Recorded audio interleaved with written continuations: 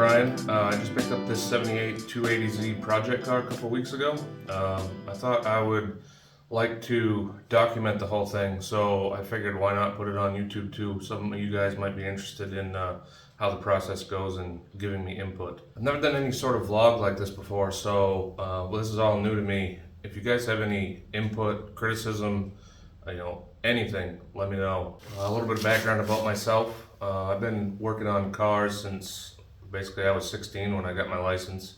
I went to school for automotive. I went to Universal Technical Institute, and after I got out of school, I started working on heavy equipment. So most of my background is with dump trucks, graders, loaders, all that kind of stuff. Some cars that I've had in the past, I've had a couple DSMs, a couple Eagle Talons, Plymouth Laser. I had an 87 Nissan 300ZX. I had a 08 STI. I did some work too, ended up blowing up, so I fixed that and sold it because I was sick of the Subaru stuff. Then I got a C5 base, which I drove for a couple years, didn't really do much to. Upgraded that or traded that in for a C6 base, which I put a cam in, learned how to tune myself, put headers on it. Not a ton, but it made some good power. About a year ago, I traded that in for a 07 C6 Z06, which I love that car, but I just sold that 2 days ago at this point because I needed the garage space for this project. So the reason I bought this project car was because I wasn't really driving my Z06 very much. I have a company car that I daily, so it mostly just sat in the garage. I figured if it's just gonna be sitting here, why not have a project car instead? I've wanted a 240Z, 260Z, 280Z since, I don't know, 20 years ago. I originally saw a YouTube clip of one with a supercharged small block Chevy in it, just doing a burnout down the highway.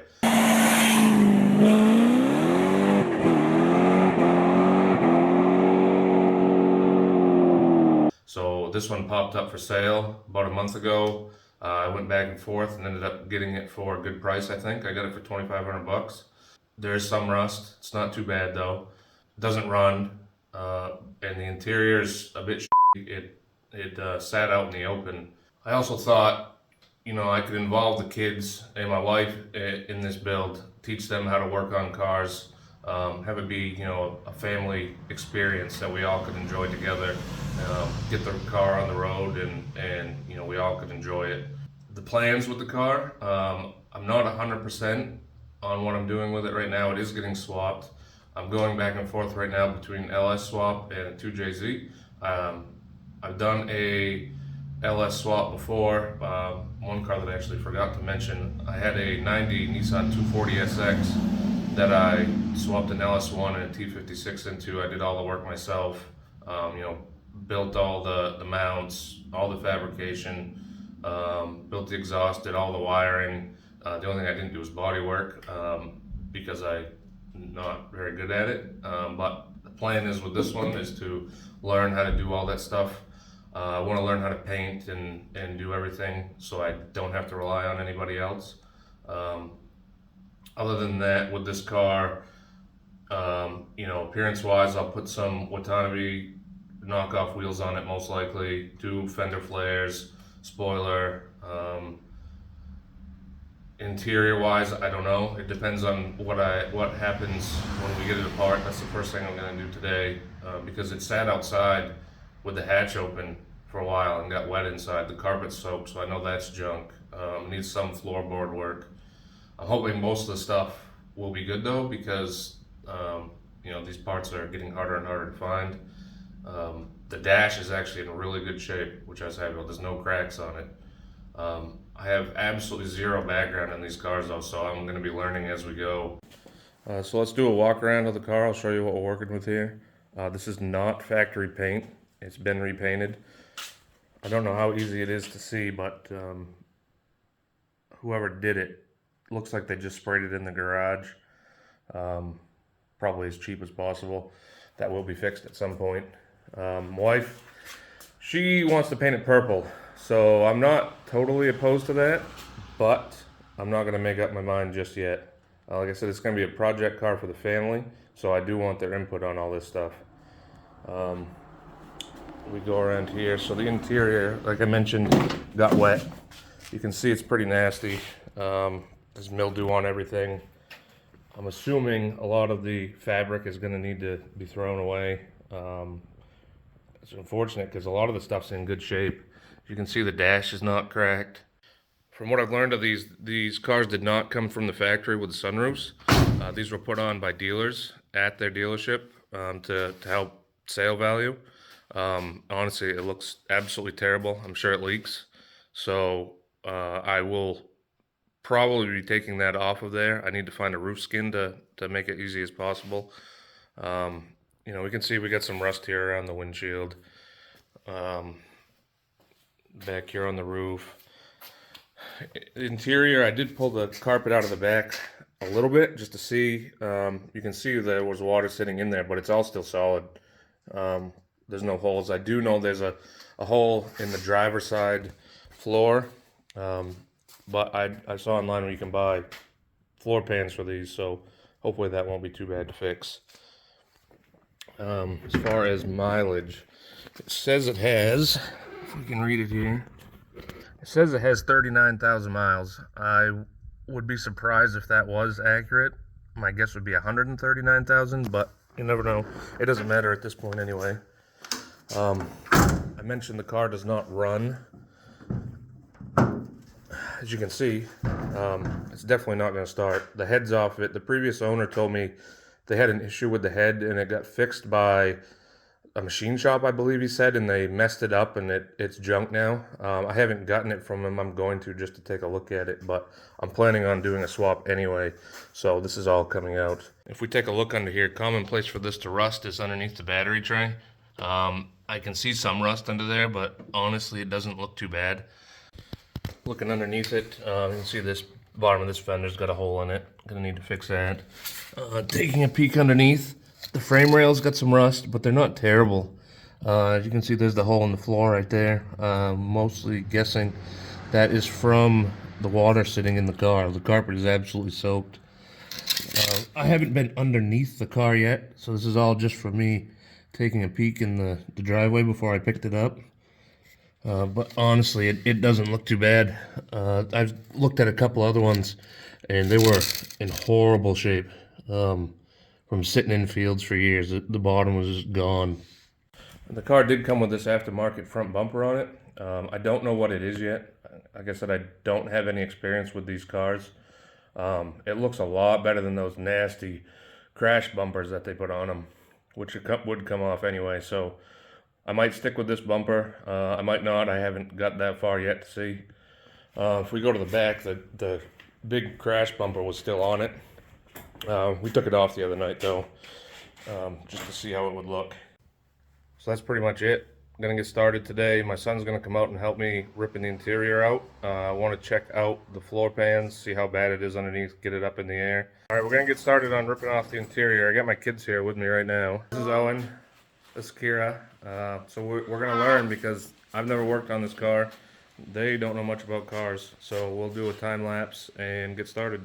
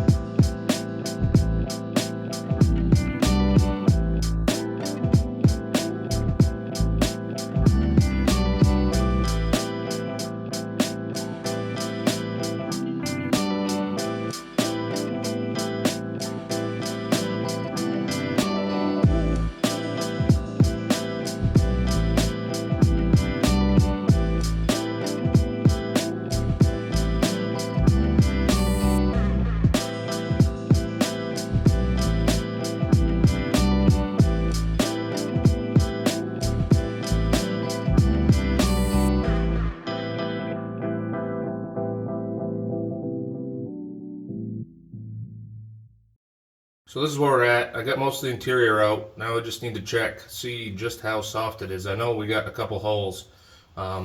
It's real bad right here. As you can see, it's very soft. Yeah, I can poke right through it.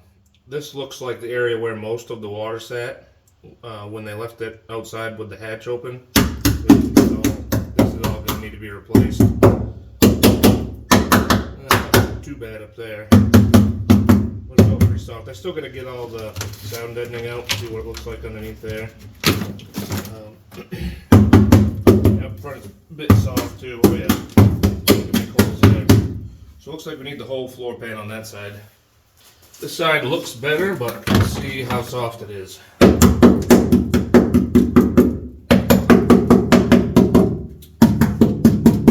It's a lot more soft. Up here I already know I got a hole.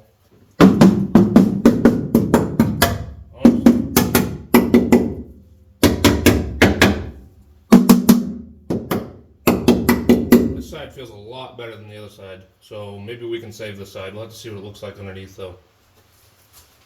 Alright, I got the car up on quick jacks. Taking a look underneath for the first time. It honestly does not look that bad. It's pretty clean. I see a couple spots here. There's a little bit up there on the behind the front tire, right up top there. And nope, the other side's fine. Frame rails don't look too bad. You can see that hole right there that I saw from up top. This frame rail's got some rot, so I'm gonna have to fix that. Back here where that floor was real soft, obviously it's full all the way through. But other than that, I don't see any issues. I mean, everything looks fairly clean for being 45 years old. There's a little bit of rust right in there. What else we got? I honestly don't see much. Pretty happy with it, to be honest. So we're just gonna have to really just fix the floors. So we've been busy today getting more of the interior apart. Got the dash out and did have one disappointing realization. The dash that I thought was all in good shape, I didn't realize it's got this cover over the top of it. You can see there's a seam right here, all the way across. And it looks all right. I didn't even notice before I got the dash out that that was the case, but you can see the original dash is all cracked underneath there. This is some sort of glued on cover.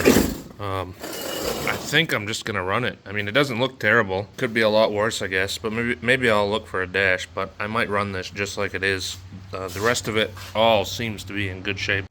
All right, got more done. Got the heater box and all that stuff out. Managed to get the majority of the interior wiring out. You can see that whole harness is sitting here. I did notice something though, taking this interior out. The previous owner had told me that they left the hatch open and that's where all the wet carpet and everything was from.